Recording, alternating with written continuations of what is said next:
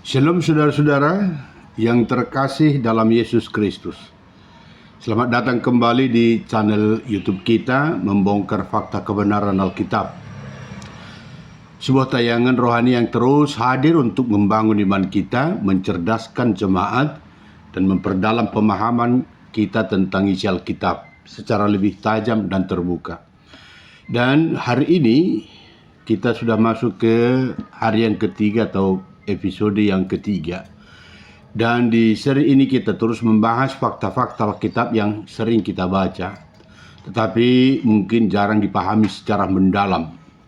Karena hari ini kita akan membahas tema yang sangat mengejutkan kita dan mungkin jarang dibahas secara terbuka. Nah, tema kita adalah ini soal apakah Allah pernah mengutuk manusia, jadi manusianya yang dikutuk. Untuk itu, untuk memperdalamnya, siapa saja orang-orang yang pernah dikutuk Allah itu? Mengapa mereka dikutuk? Apa dosa mereka? Dan seperti apa perkataan kutukan yang keluar dari hadapan Allah itu? Nah, saudara-saudara, ternyata Alkitab mencatat banyak sekali orang yang menerima hukuman itu. Ada yang menerima kutukan itu. Bahkan kecaman langsung dari Allah karena dosa dan pemberontakan manusia. Dan semuanya itu ditulis sebagai peringatan bagi manusia zaman sekarang. Jadi simak video ini sampai selesai, karena mungkin tanpa sadar dosa yang sama masih terjadi zaman sekarang. Nah, seperti biasa jangan lupa like, share, komen, dan subscribe, serta bunyikan lonceng notifikasi supaya channel ini terus berkembang menjadi sarana edukasi Alkitab yang memberkati banyak jiwa-jiwa. Nah, manusia yang pertama yang dikutuk oleh Allah, saya akan sebutkan di sini. Yang pertama, Kain. Ya, Kain. Dia dikutuk karena membunuh saudaranya. Nanti bisa kita lihat itu di Kejadian pasal 4 ayat 11 sampai 12. Kain dipenuhi iri hati kepada Habel. Dosa iri menjadi berubah kepada kebencian, lalu pembunuhan.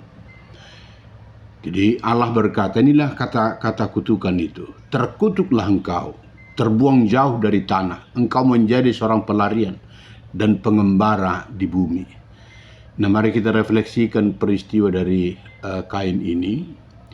Iri hati yang dipelihara dapat menghancurkan hati manusia dan membuat seseorang kehilangan damai sejahtera, bahkan sampai kepada pembunuhan. Baru yang berikut saya akan angkat di sini Ham, ya. Ham. Jadi Ham itu keturunan Kanaan, dikutuk oleh Allah karena tidak menghormati ayahnya.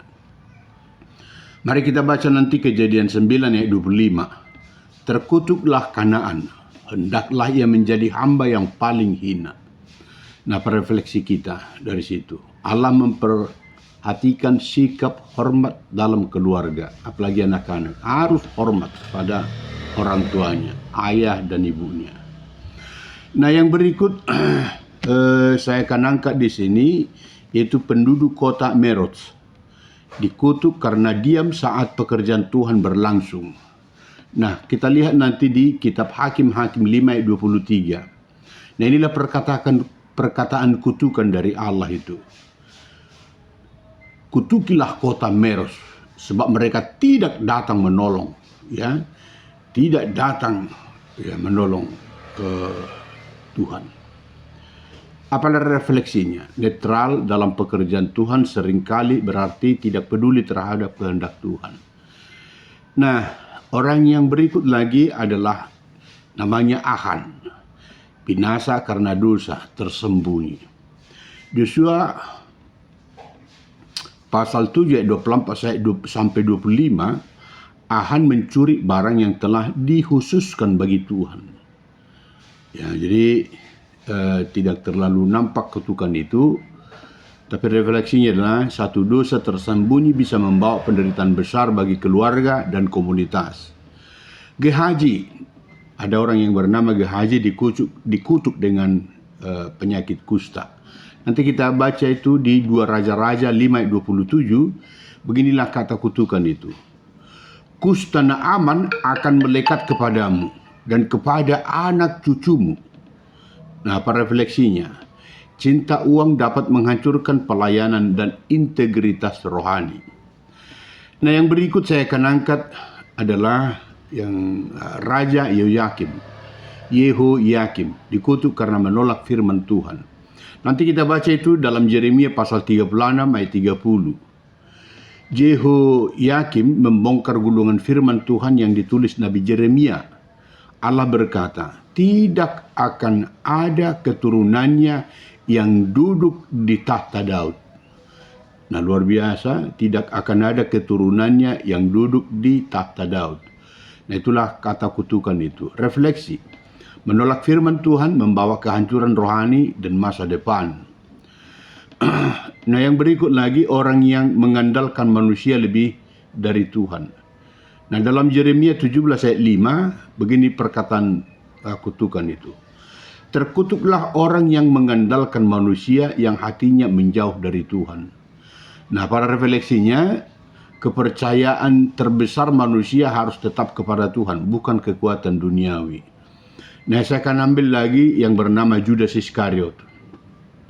Ya, Matius 26 ayat 24. Adalah lebih baik bagi orang itu sekiranya ia tidak dilahirkan. Nah, seperti itulah kata-kata yang bisa kita pahami sebagai kata kutukan. Nah, refleksinya, dekat dengan pelayanan belum tentu memiliki hati yang sungguh mengasihi Tuhan. Ananias dan Safira dihukum karena munafik, ya. Kisah Para Rasul 5 ayat 1 sampai 11. Mereka ingin terlihat rohani tetapi mendustai Roh Kudus.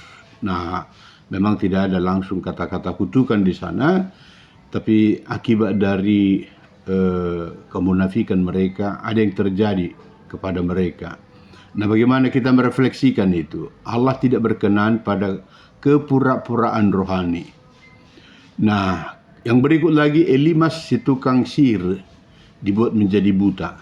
Nah, itu nanti bisa kita ambil dari Kisah Para Rasul 13 ayat 10 sampai 11. Paulus berkata, tangan Tuhan datang atas kamu dan engkau menjadi buta. Ya. Refleksinya, melawan pekerjaan Injil membawa kegelapan rohani. Yang berikut adalah orang yang memberitakan Injil palsu. Nah, apakah ada kutukan kepada mereka? Ada. Nanti kita lihat itu di Galatia 1 ayat 8. Paulus berkata, terkutuklah dia. Refleksinya, kebenaran firman Tuhan tidak boleh diputarbalikkan demi kepentingan manusia. Nah, saya akan tutup dengan sebuah pesan. Saudara-saudara, Allah adalah kasih, tetapi Allah juga kudus dan adil.